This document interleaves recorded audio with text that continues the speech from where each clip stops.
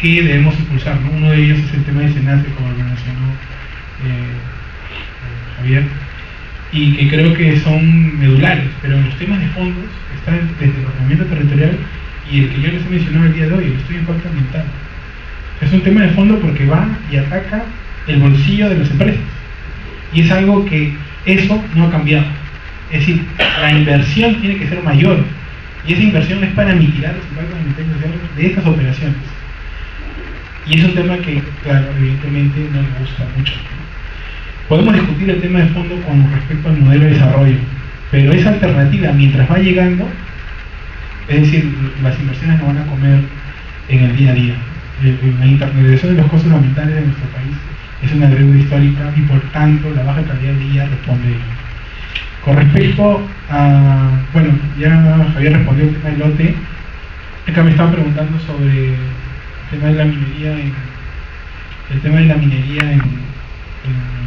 La Gloria. Evidentemente ahí lo que cabe es castigo ambiental, resarcimiento personal, indemnización de daños y perjuicios. No estamos hablando de un modelo de desarrollo, estamos hablando de un mal ejemplo, de una lección aprendida para elevar estándares, ¿no? Y ahí es muy discutible lo que se ha permitido en cuanto a la ampliación por así decirlo, sí, la facilidad para ampliar el cumplimiento del estándar de calidad de aire en el indicador de dióxido de azufre, ¿no? Entonces, eso puede ser considerado y debemos considerarlo como un retroceso, y que ahorita tenemos la obligación de poner los ojos con respecto al informe técnico que tendría la posibilidad de las empresas de presentar para poder adecuarse temporalmente a un tiempo más amplio. Entonces, esa es una muestra de ese retroceso que habíamos mencionado. Acá hay otra pregunta con respecto al tema de planificación. Creo yo que la planificación de inversiones que propones cumple con el tema de OT, consulta previa, evaluación. Sí, de hecho que sí, ¿no? El monitoreo ambiental, todas esas instituciones son necesarias para el proceso de planificación, ¿no? Y sobre todo el tema informativo, ¿no? Somos una sociedad civil todavía fragmentada.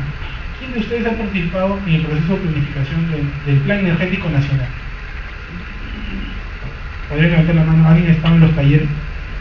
De repente 1 o 2 personas. Un proceso que va a implicar la viabilidad o no de proyectos hidroeléctricos en la Amazonía o en la zona andina, proyectos gasíferos de energías renovables, y nosotros desconocemos de esos procesos, y evidentemente es un elemento necesario en la planificación, el componente de gobernanza, ¿no? Cómo hacer una inclusión más importante. Y ahí, ¿cuál es la salida? Respondiendo unas preguntas. Mi perspectiva era que los gobiernos regionales asumieran ese proceso, pero la verdad es que dejan mucho a veces que decían muchos de ellos. Hay contados, ¿no? Estamos hablando de la Asamblea Nacional de Gobiernos Regionales, que puede ser una institucionalidad que esté interesada en el tema. Hemos hablado de Loreto en algunos casos, Cusco, Piura, pero la verdad es que los problemas que se habían mencionado de corrupción en cada gobierno regional también hacen dudar mucho si es que es posible desarrollar esos procesos a nivel regional o local, ¿no? Y segundo son los movimientos sociales, ¿no? Pero la verdad, hoy por hoy los movimientos sociales están sumamente debilitados. Y no es un problema solamente peruano, sino es regional, ¿no? Si hablamos de los indígenas, que hace 3 o 4 años lograron de alguna manera poner a la palestra en la agenda pública el tema amazónico, el tema de la ley de consulta, o el tema de la exigencia de derechos de pueblos indígenas.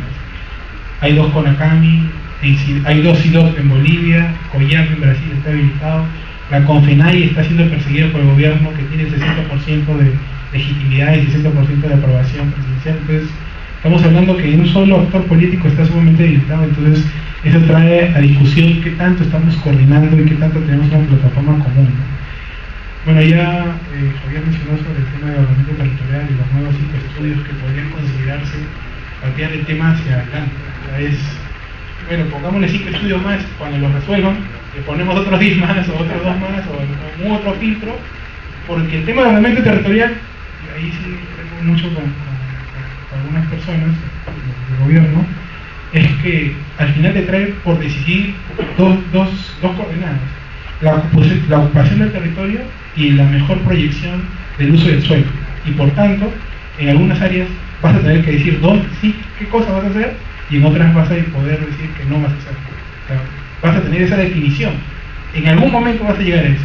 No es una cuestión debatible, discutible. El consenso o la negociación política es sumamente importante, el componente técnico es sumamente importante, pero esas coordenadas te van a tener por definir desde áreas no causan hasta áreas totalmente aprovechables para la inversión. Entonces, algunos van a perder y otros van a ganar, pero la idea es que logremos un equilibrio.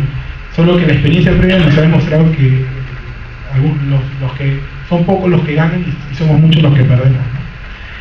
Yo quería hacer 2 comentarios más, ya no sé cuántas tarjetas he tratado de responder y no sé cuánto tiempo tengo, pero hay una pregunta, hay un tema de la minería informal, ¿no?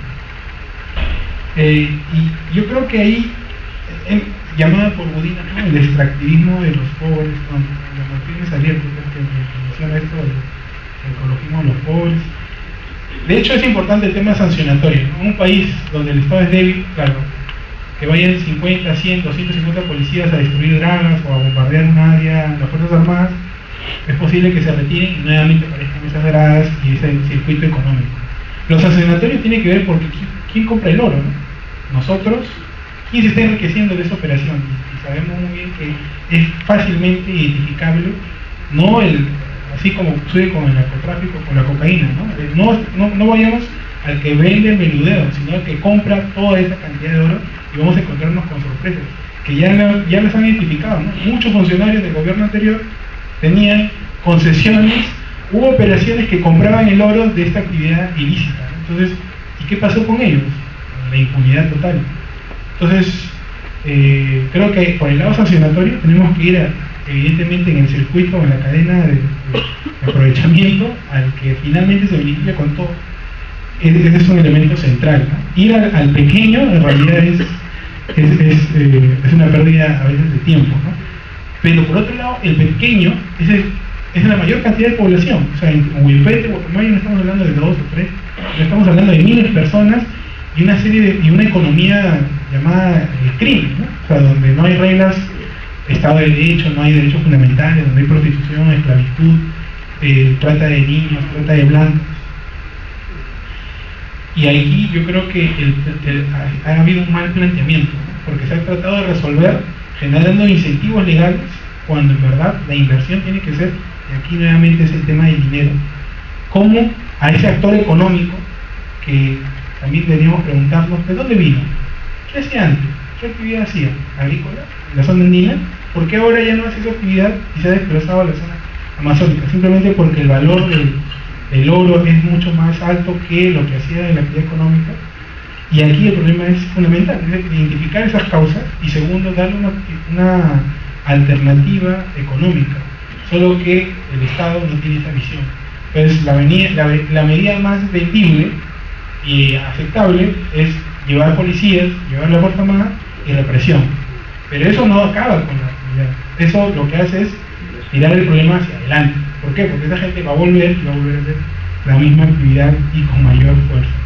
Entonces, pensar en modelos de desarrollo alternativo como se ha hecho, como por ejemplo el programa de mitigación de impactos indirectos de la carretera interzónica sur, que plantea modelos de inversión local en la zona de Puno, Cusco, sería un poco interesante de tomar y recoger, ¿no? Y finalmente, con respecto al tema de la consulta, porque en el caso de DAR nosotros hemos sido bien críticos con esta política sinuosa de estos últimos 2 años que tuvo el Viceministerio de Interculturalidad, que no estaba en función a principios claros, quizás hemos sido demasiado pesimistas, si no estaba en función al vaivén de intereses personales. Yo creo que efectivamente hay un avance con respecto a procesos, a normativa, pero en el meollo del asunto, mirar el multiculturalismo, ¿no? Somos multiculturales cuando tenemos chifas, podemos el Perú no marca Perú, ahí sí somos multiculturales, pero cuando tiene que ver con la gestión de los recursos naturales, ahí la consulta no funciona, ¿no? Y ahí le digo, y el tema medular es eso, ¿no? La consulta previa en el tema minero es después de la aprobación del estudio de impacto ambiental, y en el tema hidrocarburífero o energético es antes de la concesión. Está en función al modelo de desarrollo, y eso el Viceministerio de Interculturalidad, efectivamente una institución débil, pero sus funcionarios tuvieron que aclararlo o poner un límite en ese sentido. Y no solamente en eso, en el tema de la consulta, sino en el tema del CIRA, el Decreto Supremo 054.